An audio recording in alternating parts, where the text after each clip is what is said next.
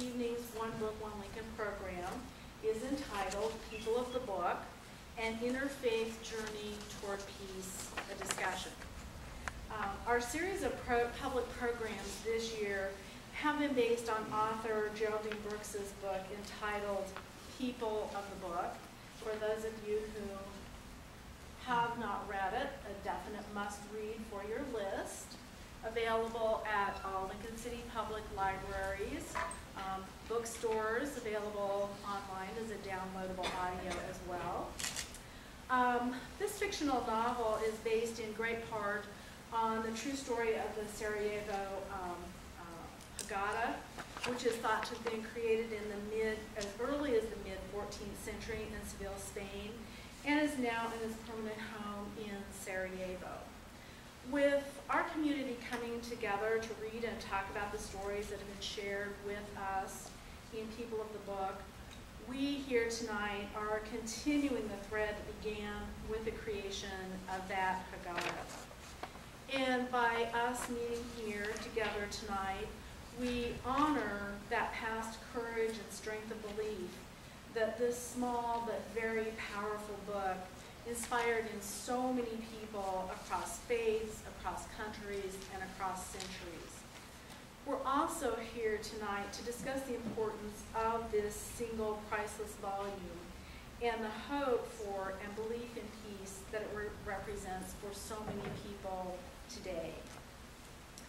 Lincoln City Libraries has the distinct pleasure of cooperating with Wesleyan University to be able to bring together tonight's outstanding panel and to have use of this great meeting space at Olin Hall. This marks the second in what we hope to be a continuing relationship between our two organizations. Thanks need to go to Rita Lester, Chair of the Wesleyan Department of Religion and Philosophy, for opening the door for the Library Wesleyan University cooperation, to Pauletta Land, who unfortunately due to illness cannot be with us this evening, who is the University Minister for Wesleyan University. She partnered with me so enthusiastically to bring together our panel members this evening. And to Jamie Norwich McLennan, Associate Pastor at First Methodist Church and Adjunct Wesleyan faculty member, for so gamely filling in for Pauletta. A great thanks to you. And to introduce our panel members this evening and give them just as great a thanks, we have Zainab Al-Baaj, who is the MENA Hope Coordinator for the Lincoln Good Neighbor community. We have Sarah Kelen, who is an Assistant Professor of English here at Wesleyan, whose area of specialty is medieval literature. We have Otis Young, who is the Senior Minister Emeritus at First-Plymouth Congregational Church here in Lincoln. And we have Claudia Koziol, who is the Development and Communications Director at Project Interfaith in USA, who's based in Omaha. Our panel discussed and has several topics that were inspired by People of the Book. I think it was very difficult for them to sort of settle on a few topics that they are going to share with us. I'd like to say thank you, and I'm delighted to be here, and I appreciate you being game to be game with me. We're going to not necessarily directly address the book, as we stated in the information about this, that it was not a requirement that you read the book in order to get something wonderful out of this experience tonight. And so I may preface some of my questions with some of the information from the book, just to kind of encourage you to maybe check out the book, because it really has some rich things in it. I think you'll enjoy it as a read. And I'm going to pose questions to our panelists, and I told them to feel free, if they didn't like to answer those questions, to come up with their own. So, so we're going to have kind of a freewheeling conversation as we get together tonight.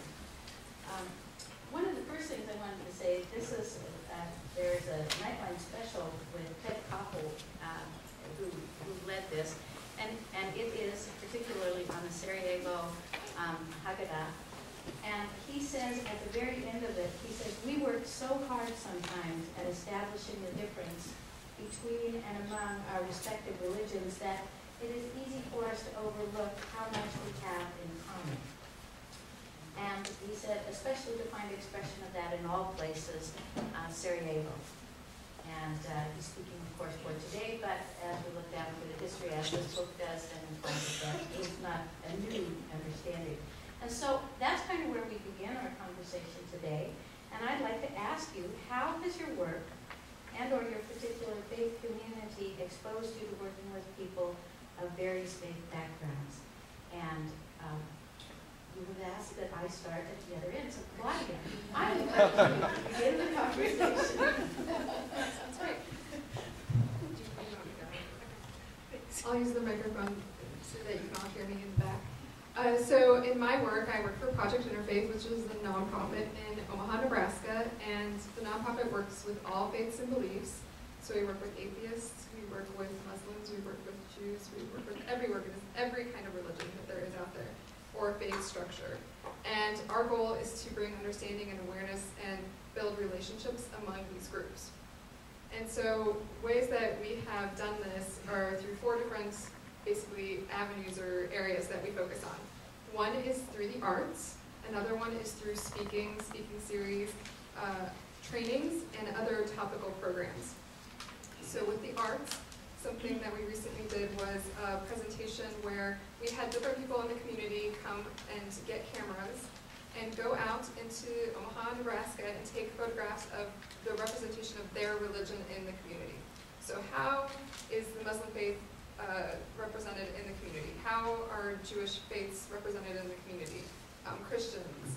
And we took all of these photographs and displayed them in Omaha, and we had about 1,000 people come through to look at it and just kind of learn about the different cultures, different traditions, and the religions.